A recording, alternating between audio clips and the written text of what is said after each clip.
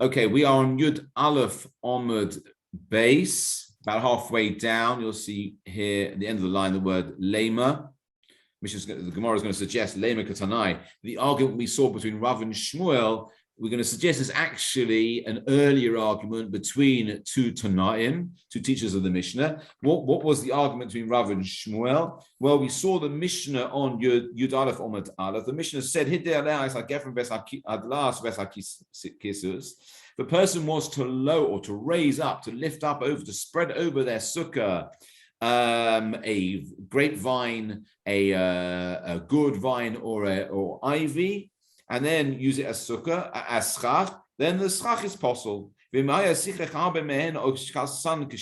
However, if there's kosher schach in greater quantity than this possible schach because it's still attached to the ground, then it's kosher. Or if you were to detach the ivy or the vine from the ground, so cut it at the root, then it's kosher.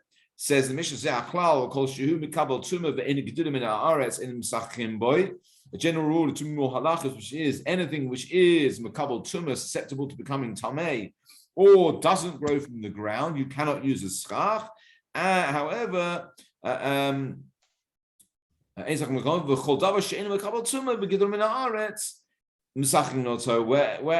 anything which isn't Makabal Tumah and it grows from the ground can become schach.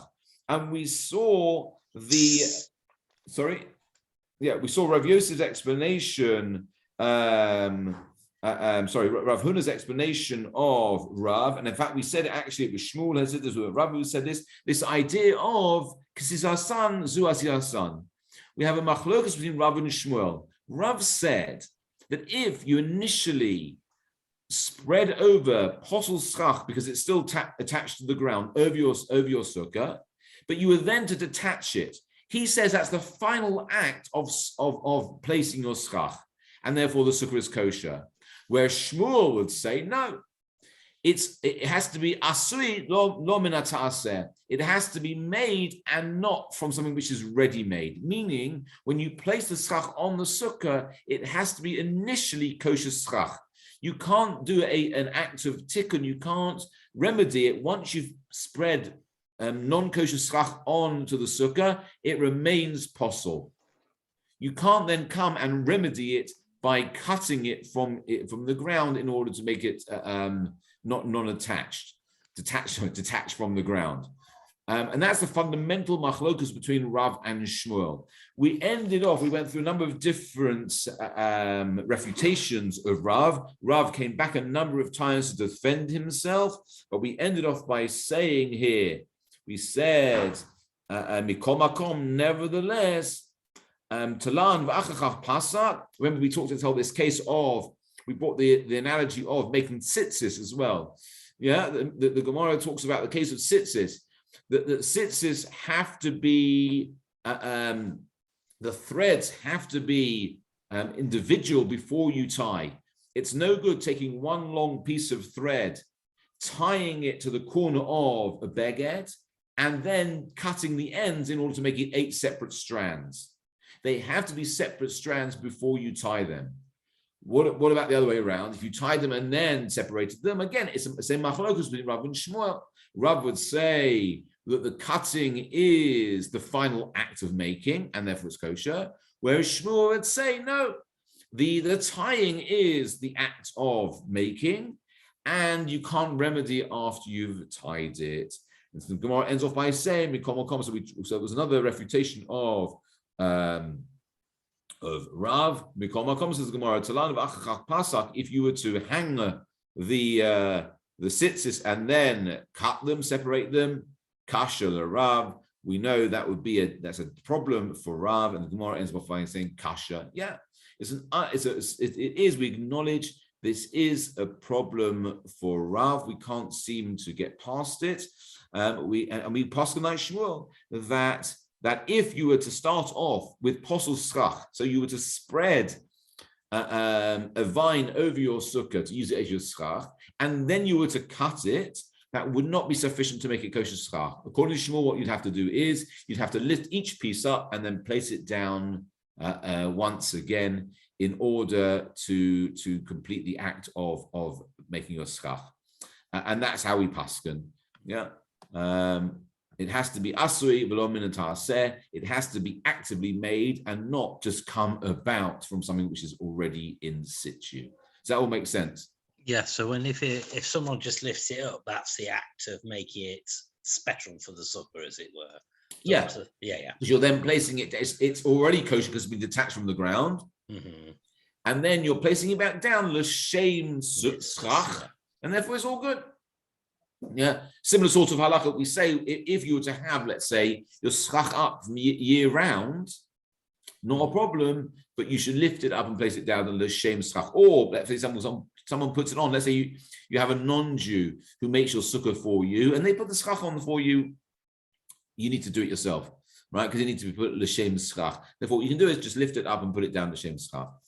Okay, so that's where we landed last time. Now, so I said the Gemara then ended off by suggesting, here we are, middle of the page. Can you see that where this cursor is at the end of the line? Lema ketanai, and then there's the asterisk. So the Gemara says, perhaps this whole argument is actually an earlier argument based amongst the Tanaim. And what is the argument? The following. The Gemara says, Ava v'liki tatan, and here we need to skip forward, so just keep your finger on the pace, and go to Lamed Gimel Omid Aleph. It's actually a Mishnah. It's a Mishnah. It's actually a Mishnah on Lamed Beis Omid Beis 32b. The Mishnah there says, Hadas Hagazol v'Hayavesh. A hadas, the myrtle that we have in the Abba Minim, if it is stolen or dried out, then it's possible. If it comes from an Asherah tree, which is a tree which was used for Avodah Zorah, so it's possible to be used, it has to be burned, and therefore doesn't have the shear. Or an Inanidachas, which is a city which is condemned. Again, everything in that city has to be destroyed, and therefore the Hadas wouldn't have the shear, the minimum size necessary.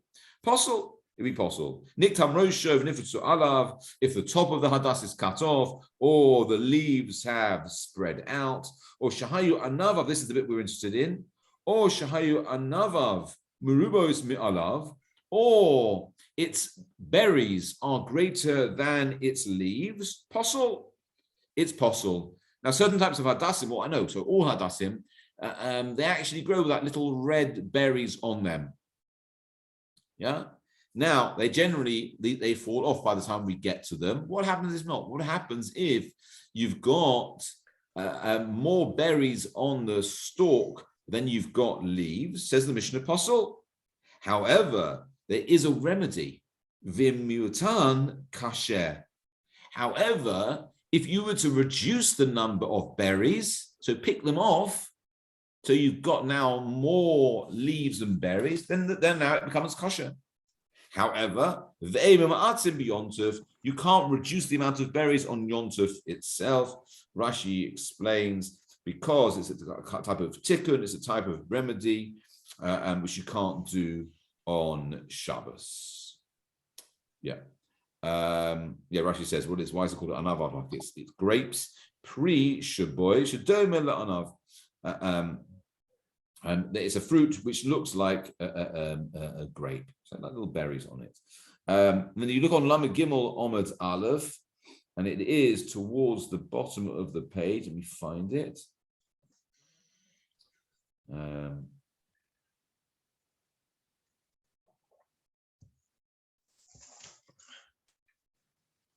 3 lines up from the bottom of Lamed Gimel Omid Aleph, 33a. Oh, Shahayu Anavav Merum, Ama Rav Chisda Divrei Rabbeinu Hagadol, Amruch V'Makom Yeh Ba'azara. Oh, this is not actually particularly relevant to us, that bit. Okay, we'll see. So let's go back to where we are. So the Mishnah says that if the Hadassim have more berries than leaves, then the Hadas is possible. But what you can do is, you can pick off the berries in order to remedy it and make the leaves greater than the berries, but you can't do that on Yontuf. The question now is, what happens if you did remove the berries on Yom Tov? Yeah, or you did it after, or you did it while it's already, so we bound them together. So the hadassim and the aravos and the lulav have to go together. What happens if you bound them with these hadassim which had too many berries on them, and only after binding them did you remove the berries?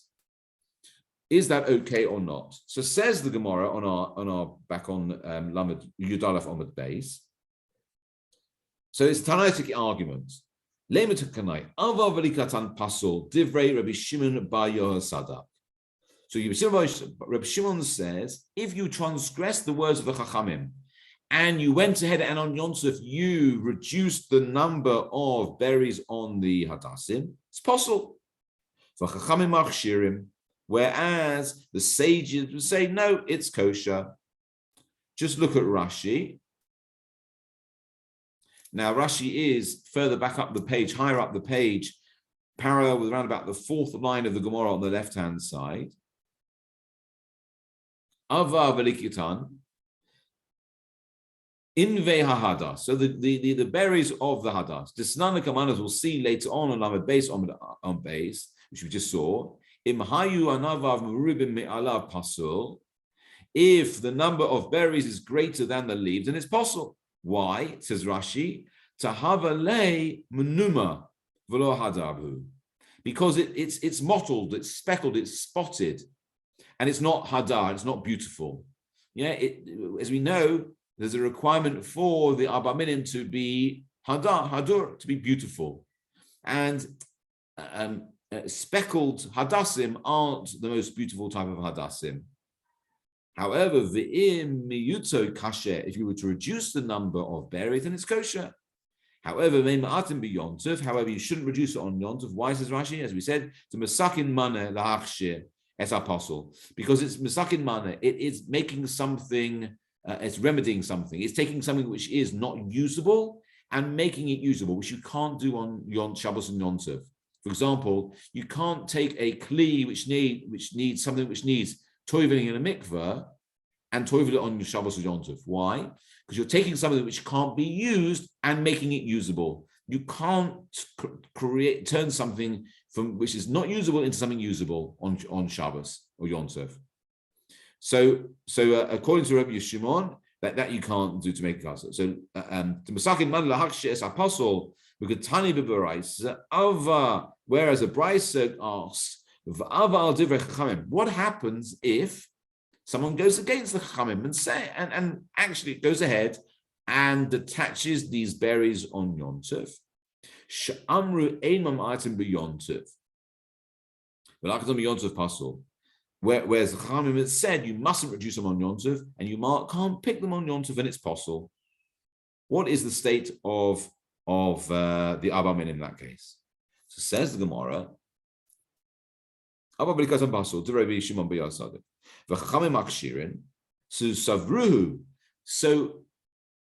based on that argument, those who want to try and understand the machlokas between Rav and Shmuel thought that this was the essence of the dispute between Rabbi Shimon and the Chachamim.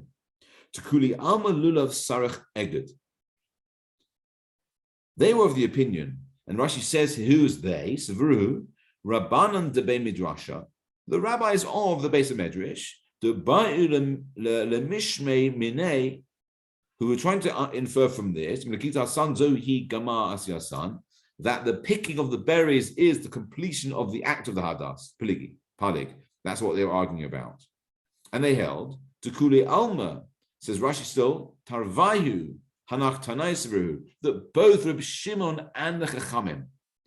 So the teachers of those who were trying to interpret Rav and Shmuel understood the machlokus between Rabbi Shimon and the Chachamim to be over this: whether lulav requires eged, meaning not the bas, but the binding, aguda.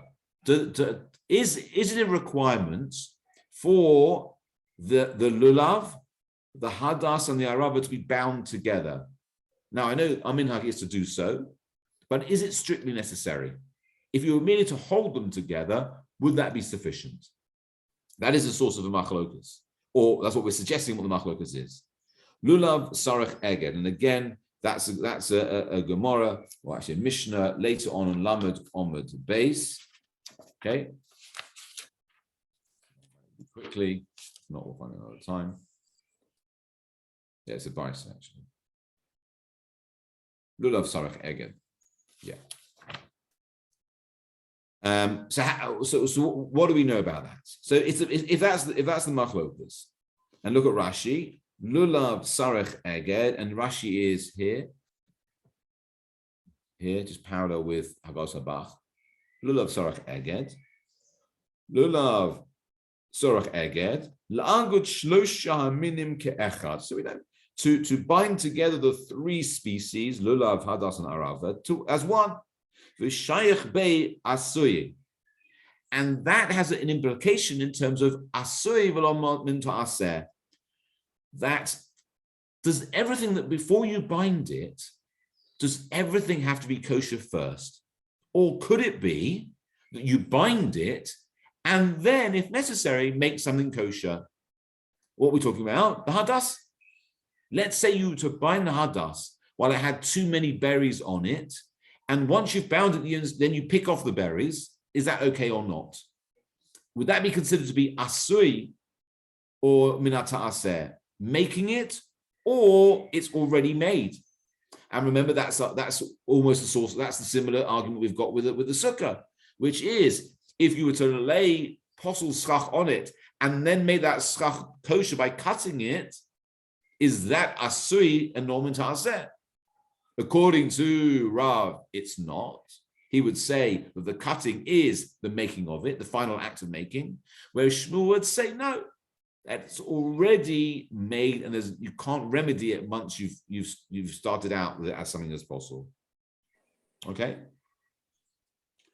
Can I ask you a question around that? Yeah, of course. So, if it's the binding that's important, does that mean on Yom Tov you're not allowed to separate them and put the leaves in the fridge and then bind them together? Is it kind of you're meant to have them all bound before the start of Yom Tov, and then the three have to remain together till after Yom Tov? Right. So no. So what we're saying is you don't have to bind them on Yom Tov itself. But are you allowed what we're to? When you perform, what we're saying is when you perform the mitzvah, they need to be bound. But is binding them on Yom Tov, I guess is my question, is that permissible, or do you need to make sure that they are together before the start of Yom Tov, because you're not allowed to bind them on Yom Tov? Yeah, right. So the way we do it is absolutely fine, because the binding is ready made. We're just merely slotting the pieces in to the bind. Remember those holders we have? Yeah. I think they're called koshlach in Yiddish. Yeah, yeah. Okay, so the binding's in, it's just a matter of inserting. It's already there. All we're really doing is inserting the pieces into it. Yeah. Got it. Thank you. Yeah. So the question is that necessary? But do the pieces have to be kosher first? Let's say it was bound, and I don't know if you've ever seen, but minhag Chabad is actually to tie it. They actually will take a frond from the lulav. So you know what the koshlach are made out of? They're made out of lulav leaves. Yeah, they actually will take bundles of hadassim and aravos, hold them, keep them together with the lulav, and then actually wind it around like that. Now, either way, however you do it, if you start off with something, one of the Abba Minim is posel, let's say the hadassim, because it's got too many berries on it. You place it into the holders, you bind it together with the lulav, and only then do you start taking the berries off. Is that considered to be a remedy after the binding? Yeah, and once it's bound, it's too late to remedy it. Yeah, that's what we're suggesting is the essence of the argument between Reb Shimon and the Chachamim, the Tanaitic argument. That's what we're assuming at the moment. Let's just work it through. So that's an assumption we're making, which is that there's a machlokus between Reb Shimon and the Chachamim whether the lulav requires binding or not. Says the Gemara, and we're here with this line here with the asterisk is lulav sarach eged V'alfinan lulav mesukkah. And we derive this requirement about the lulav from the sukkah itself. Look at Rashi. Here, v'yalfinan lulav mesukkah, livsol ba es asoi. We make a connection between halachas in relation to sukkah and lulav, meaning that we know that a sukkah, if it's already made, then it's possible. It has to be actively made, meaning you have to start off with kosher ingredients, i.e. the schach. Once you've already put treif schach, possible schach on it, you can't remedy it, according to Shmuel, and that's how we paskin. So we're going to say the same is true about a lulav. We derive one from the other. We derive lulav from the sukkah. How do we derive the two? As the pasuk says, "Gabe sukkah," says the Gemara. As the pasuk says regarding the sukkah, "Ta'aseh," you shall make a sukkah. V'loi min ha'asui, and it can't be ready-made, meaning you can't start off with a posel sukkah and then remedy it to make it kosher. You have to start off with something which is kosher. It says the Gemara, "My love, b'haka. Is this not what they're arguing about? Is this not the essence of the argument between Rabbi Shimon and the Chachamim? What is that? And the Gemara spells that out. Demand the machshir, the one who says you can remedy it, that it's okay to remove the berries after you've bound it together with the lulav. Sava Arminan Gabe Sukkah will be of the opinion in relation to the sukkah. Kesisasan zo hi asiyasan, that the cutting of the schach is the final act of making the schach, which is very much like Rav, who would say that even if you spread posel schach initially over your sukkah, if you would then come to cut it, to detach it from the ground, that act of cutting is a final act of making, and that's all good. Similar here, that even if you started off by binding your arba minim together with something which is posel, a hadas that's got too many berries on it, if you were then to remove those berries, that removal is the final act of making, and it's fine. V'gabe lulav, and therefore with relation to lulav, nami arinan nikita sanzo yasiyasan, as I just said. So just as with sukkah, the final act of cutting is the final making of it, so with also lulav, the removal of the berries is the act of making the arba minim. Yeah, that's the first opinion. That's obviously going to be the Chachamim's opinion. Uman the pasil, and the one who says it's possible, Sava is of the opinion. Lo amrinan gabe sukkah kisasan zohi yasyasan. They are of the opinion. We don't say that the cutting is the final act of making. You can't remedy it after having spread posel schach on it. V'gabe lulav, and therefore in relation to lulav, nami lo amrinan kisasan zohi yasyasan. Also with lulav, you can't say the removal of the berries is the final act of making. That's Reb Shimon. Reb Shimon says that once you've bound the arba minim together, you can't then come along and remedy a psul by removing the berries. That's not a final act of making. It's already asui and asui, and it's not minata aseh. Sorry, it's not asui, it's minata aseh. So perhaps that seems very much to be a mirror of the argument between Rav and Shmuel. One is the opinion which is, Rav is of the opinion that you can remedy a situation even though you start from a situation of psul, whereas Shmuel is of the opinion you can't. That act of detachment is too late, it's no good. Perhaps that's what it is, says the Gemara. Answers the Gemara. Do you want to take a guess what the Gemara is going to say? And we started off with an assumption. We said, Savruhu, they are of the opinion that that's the essence of the argument between the Tanaim. Says the Gemara, middle of the line there, Loi. No, that's not the correct interpretation of the Tanaitic argument. What is it, in fact? To kule alma lo amrinan gabe sukkah Kasisasan, Zohi Asiasan. Now, the truth is, both Reb Shimon and the Chachamim would agree that when it comes to a sukkah, the cutting is not the final act of making. They would have both, Reb Shimon and the Chachamim would agree with Shmuel, which is, if you start off with a basul, you cannot later remedy it. The act of cutting that Rav says is not considered to be the final act of making. So they agree on that. Everyone who, both with Shimon and the Chachamim and the Tanaim, both agree that you cannot remedy a situation retroactively. And in fact, what they argue about is whether you can actually derive lulav from sukkah. Can you make that derivation that we suggested between the two? Man de machshir, the one who says that the lulav can be made kosher after the fact by removing the berries. Sava is of the opinion, lo yalfinu lulav misukah, holds we don't derive lulav from sukkah. We don't make that connection.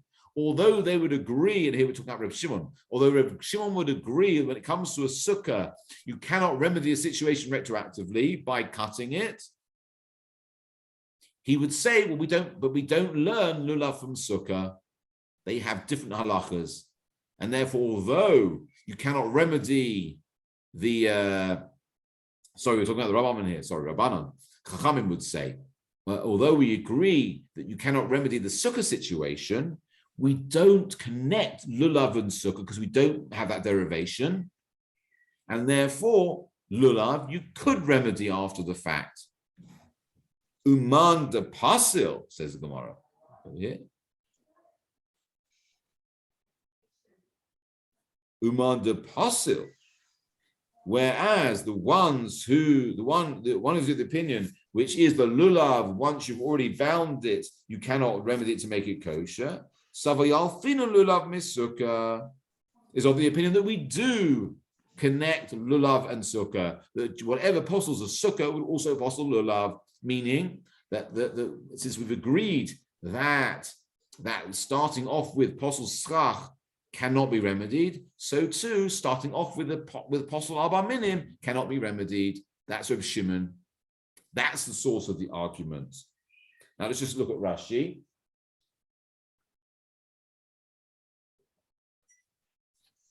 And it's Rashi here.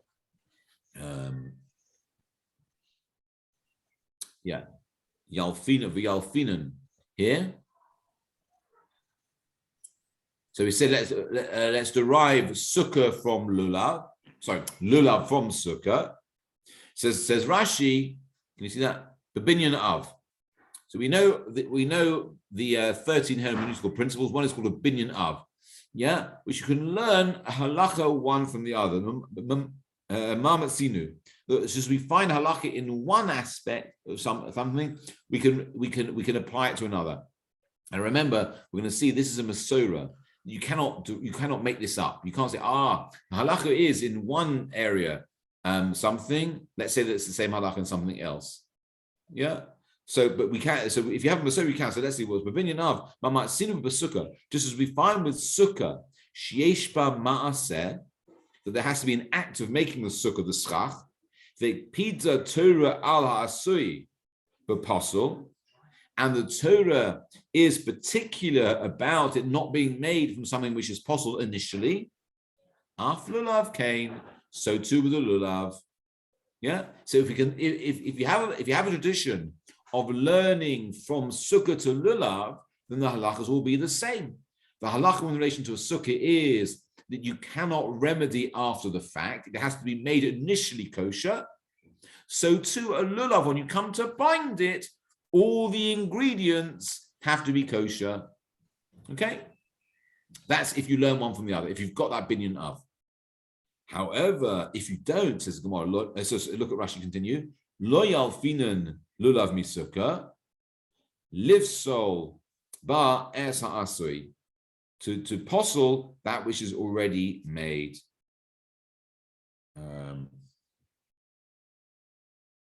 Yeah.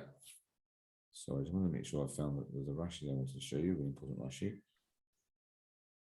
All right, so later on. Yeah.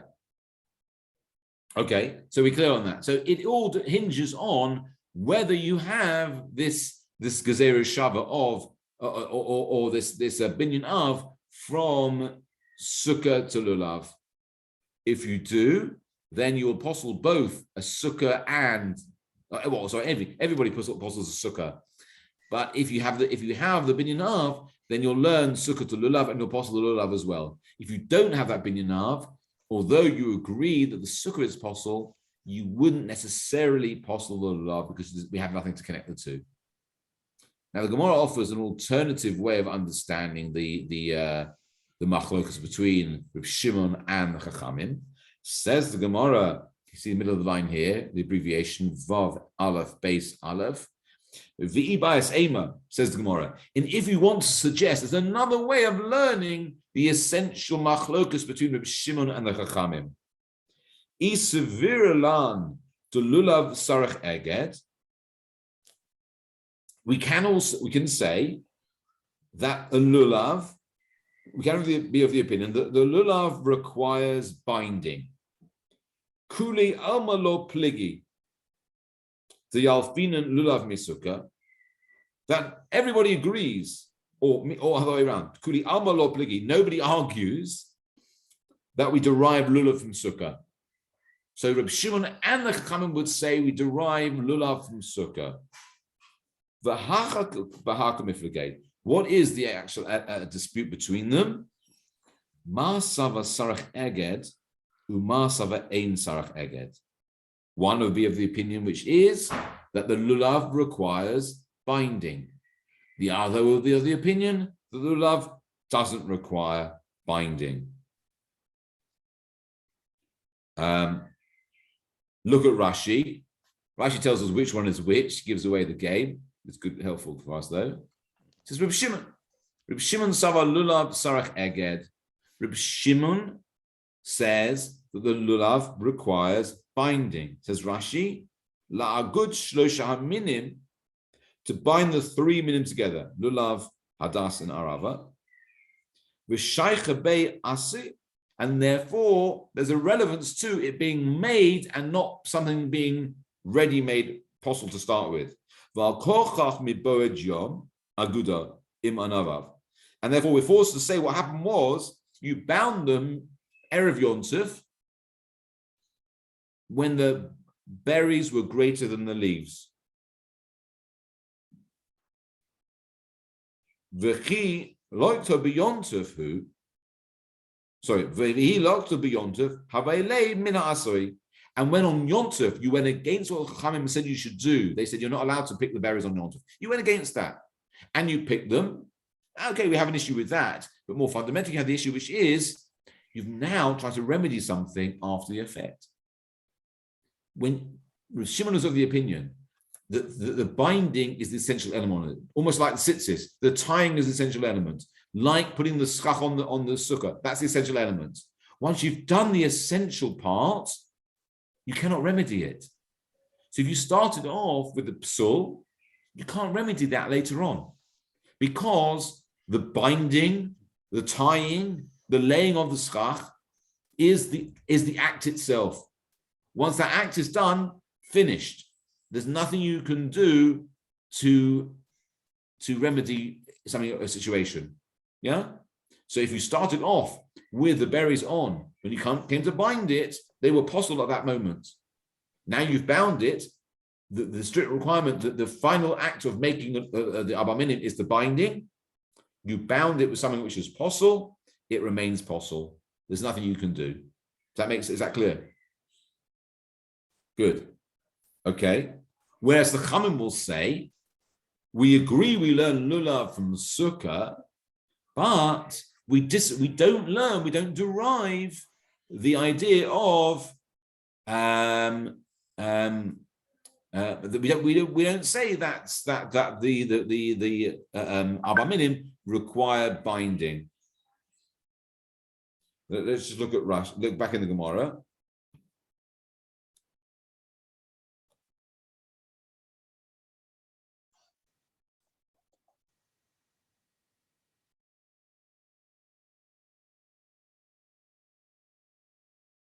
Yeah.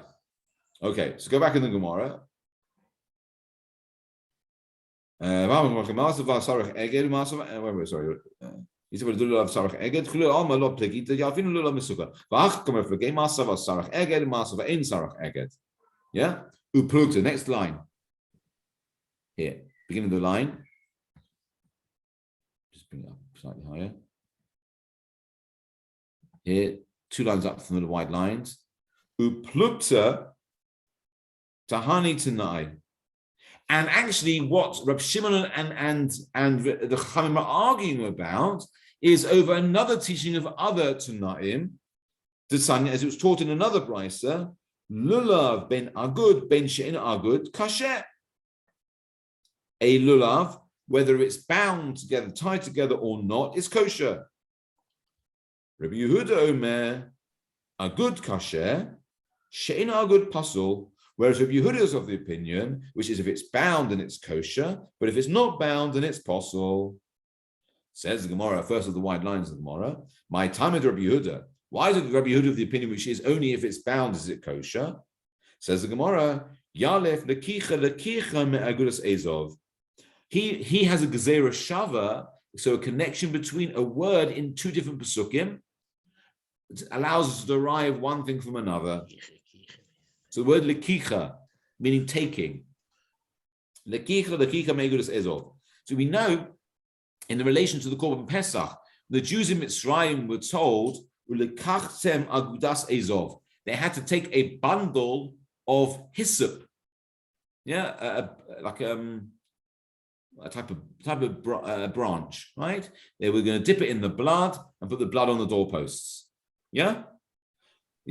So says the Gemara, "Lekicha me'agudas ezov." Kasif Hasam. So in relation to the hyssop, the Torah says, second of the wide lines, "Ulekachtem agudas ezov." You shall take an agudas ezov, a bundle of ezov, a bundle of hyssop. So the word bundle is explicit. Uchasiv hacha, and in relation to lulav, the pasuk says in Vayikra, "Ulekachtem lachem bayom harishon." You shall take for yourself on the first day. Right? You should take yourself the fruit of a beautiful tree, etc., etc. The Abba Minim. Look at the 2 words. I keep trying to think back, pointing with a pencil. It's not going to help you, me pointing at the screen with a pencil. The pasuk here says, "Ulekachtem," you should take. Ulekachtem, the word lekicha, taking. Lekicha. So the Torah uses identical language in 2 different pesukim. What do we know about this pasuk? When the taking is of something of an aguda, a bundle of something of ezov. So we can derive through gezerah shava that the taking here also means a bundle. The Abba Minim must be bundled together. That's what Reuven says. Does that make sense? Yeah, the gezerah shava, connecting 2 similar words in different pesukim, we can derive one thing from another. Just as when it comes to the hyssop, it has to be bound together. It's a bound. Explicitly, the Torah says it's a hyssop bound together. So too, when it comes to lulav, we can derive that it also needs to be bound together. Says the Gemara explicitly on the 3rd line, "Malahalan ba'aguda." Just as when it was in relation to Pesach, the hyssop has to be bound. Afkan here also in relation to the lulav, nami ba'agud, it also has to be bound. So that is Rabbi Shimon. Rabbi Shimon would hold that that's how we know that, or Rabbi Yehuda also, that's what we're learning, that's why it has to be bound. V'Rabbanan, whereas the rabbis, lekicha melekicha lo yalfinan, they hold that they don't hold by the gezerah shava of a kicha lekicha, and therefore they don't have a source for saying that the Abba Minim need to be bound. Now look at Rashi. This is a really important Rashi, very fascinating Rashi.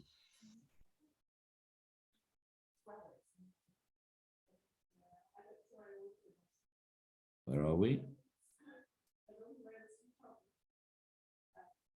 Where are we? A bit further higher up, I think it is. Yes, higher up. Here you go. Lo Yafinan. Can you see there at the end of the line?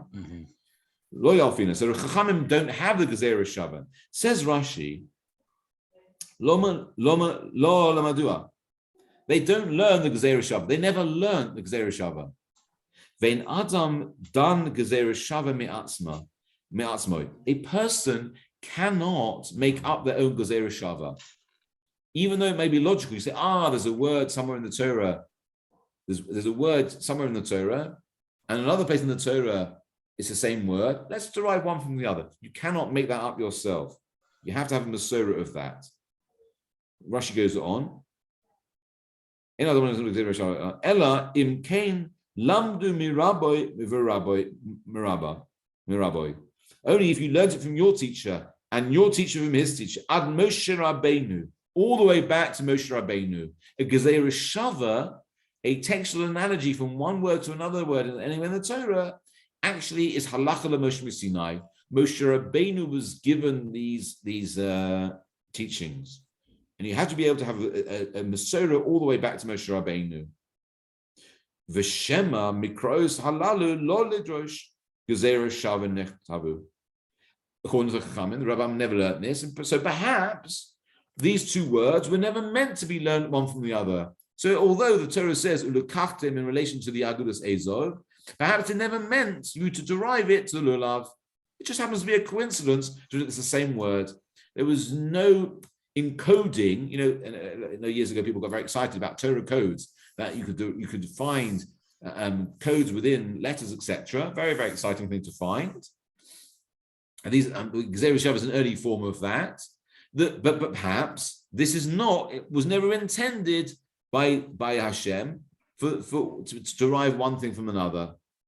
Yeah, I mean they are talking about completely different things. There's no reason for it to be.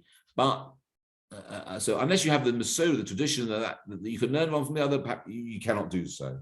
So that's why Chachamim don't learn that. So says the Gemara. Gemara asks a question.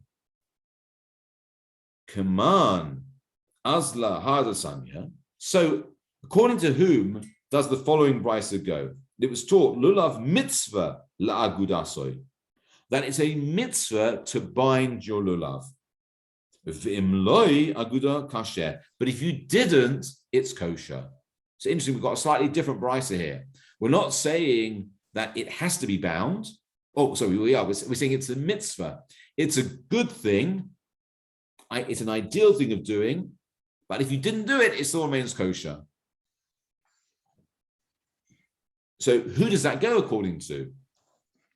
Rabbi Yehuda. If you're going to say it's like Rabbi Yehuda who learns lekicha, if we learn lekicha according to Rabbi Yehuda, who says that we learn from Agudas Ezov that the lulav has to be bound, Ki lo aguda amai kasher. It can't be like Rabbi Yehuda, because he would say if it's not bound, then it's not kosher. And Rabbanan, and if you're going to say this to Rabbanan who don't learn the Gezerah Shava of Kila Chakicha, amai mitzvah. Why would they say that it's a mitzvah in the first place? They don't have the Gezerah Shava to even suggest that there's even a requirement or even a mitzvah to do so. So the Gemara answers, La'olam Rabbanani. Now the truth is, it actually does, this brisa does go according to the Rabbanan, but it comes from a whole different reason. The reason why the Rabbanan would say mitzvah la'agudo, that it's a good thing to bind your lulav together, but if you didn't, it's still kosher. So it's not a level of chiyuv, it's almost a level of lechatchila. Initially, that's what you should do, but if you didn't do it, it's still kosher. That's because the pasuk says, Zeh keli v'anvehu, a famous pasuk. Zeh keli v'anvehu, this is my God, and I will beautify him. This pasuk is a famous source for the idea of hidur mitzvah, that whenever we do a mitzvah, we do it in the most beautiful way. As the Gemara says, and it's learned, you'll see that it's Gemara in Nozim, Gemara in Shabbos, bring down a number of different places. What does it mean? Zeh keli v'anvehu, and I will beautify him, or I will glorify him. Hitneya lefanav mitzvahs. I will cause him to be glorified before him with mitzvahs. Yeah. How do we glorify God? By beautifying the mitzvahs that we do. Look at Rashi.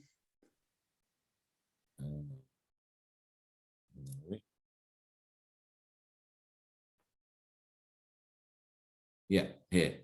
Zekeri vanvehu, vanvehu, hidnehu is the same word. Vanvehu vidnehu means glorify and glorify, make beautiful. Lefanav, before him, meaning before God. The mitzvahs with mitzvahs. Says Rashi, sukkah na'eh, a beautiful sukkah. Lulav na'eh, a beautiful lulav. Tzitzis na'eh, and a beautiful tzitzis. So, according to the Rabbanan, to bind the lulav together is a way of beautifying it. It's lovely to have it nicely bound and all joined together. Yeah, imagine if it wasn't, we'd be all over the place. I mean, it's difficult enough as it is to hold it. Yeah, imagine having the lulav and then two aravas and 3 hadassim all over the place. Yeah, they'll be at different heights and slipping out your hand and etc. etc. And also we've got the esrog as well. So bind them together initially. That's a lovely thing to do. It's a mitzvah. It's a hidur mitzvah. It's a way of beautifying the mitzvah, but it's not strictly necessary.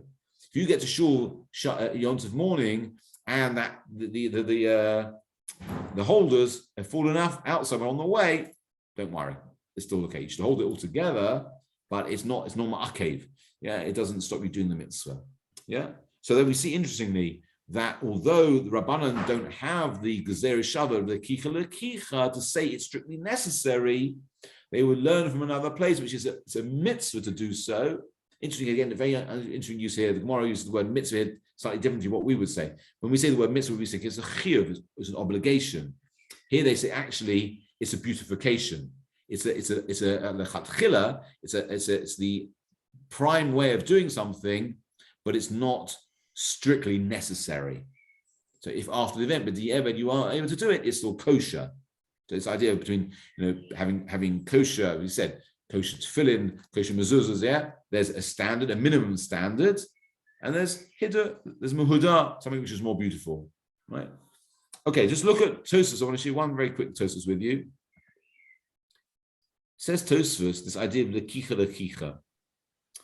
So we have so according to Rabbi Yehuda, we have this Gezerah Shavah of lekicha from Agudas Ezov. There's another lekicha you may be familiar with from the Gemara in Kedushin, the first perek of Kedushin. Says Tosfos, Bereish Kedushin daf beis Amud Aleph Yalfin lekicha mistei Ephron. There's another word kicha in the Torah in relation to Avraham buying the Marcha Machpelah, the cave of Machpelah from Ephron. And we learn from there, Kicha Mistei Ephron, in relation to Kiddushin, that just as to affect a kinyan, the way to cement an acquisition is the giving of something, the giving of either a document or money. So when it comes to a kinyan kiddushin, the acquisition in marriage, there also has to be a giving. A kicha, and that's also derived from a gezerah shava of the word lekicha. So Tosfos says, Ephron, there in kiddushin we derive from kicha. Why don't we derive it here? Maybe. Whereas here we don't derive that gezerah shava of kicha from Agudas Ezov, and that's why we don't say that it has to be bound. We say ideally it should be. It's a mitzvah to bind it, but not strictly. You're not strictly mechuyav to bind it. It's not ma'akev if you didn't do so. Okay, I think we'll leave it there. The next part of the Gemara was the next part of the Mishnah. The Mishnah said, having told us a number of halachas in relation to the sukkah, the Mishnah then said, Zeh haklal. Here's a general rule. And then through that, it introduces 2 new halachas, which is that schach has to be from something which isn't makabel tumah, is not susceptible to tumah, so it can't be a kli, it can't be foodstuffs. And it also has to be something which grows from the ground, which is now detached from the ground. So there's 2 things. It has to be both of those 2 things. Gemara will now ask, where do we know this from? Where do we know it from? And the Gemara is going to answer from a pasuk that says, "Ve'ed yaleh min haaretz." Talks about the mist Bereshis, it talks about the mist arose up from the ground. Just as the mist is something which is not Mekabel Tumah and grows and comes from the ground, so too the schach has to be something which isn't Mekabel Tumah and grows from the ground. Morris can say, hold on a second. That's all very well if you say that the sukkah that the Jews dwelt in the desert was actually a sukkah. But what about those who say that the clouds of glory wasn't actually a real sukkah, but actually clouds themselves? What are you going to say? So that's what we're going to that's the famous question about whether they literally did dwell in tents or not. It's Machlokas, Rabbi Eliezer and Rabbi Akiva. That's what we're going to look at next time to see whether, and derive from there, whether, or why it's a requirement that the schach has to be made from something which isn't Mekabel Tumah and something which grows from the ground. And that should take us up to the next mission, Mr. Shem, on Yud Base onwards. Okay, any questions on that? So, according to the person who says we need to bind the lulav, means that then on Yom Tov, you can get rid of, if you haven't bound the lulav yet, you can get rid of the berries. No, the other way around. Other way around. If you say that binding is strictly necessary, it is ma'akev. It's not a mitzvah; it's a requirement. Sarech igud, and if not, it's possible. The binding is the act of making.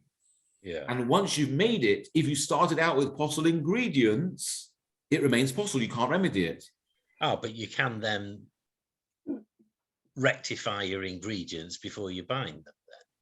Before you bind it 100%. Yeah. Like cutting a schach before putting it on the sukkah. Yeah. And that I said that's the sort of discussion on Lamed Beis and Lamed Gimel, which is if you went against the rabbis who said you shouldn't pick the berries off on Yom Tov because that's tikkun maneh, that's an act of remedy on Yom Tov which you're not allowed to do. What is the halacha afterwards? Now it depends whether you hold that binding is strictly necessary or not, and that opens up the whole debate again. Yeah. But it would appear, according to the opinion that says that the binding is a strict requirement and not just a mitzvah, not a hidur. According to that opinion, once you've bound them, there's no remedy. Yeah. Okay.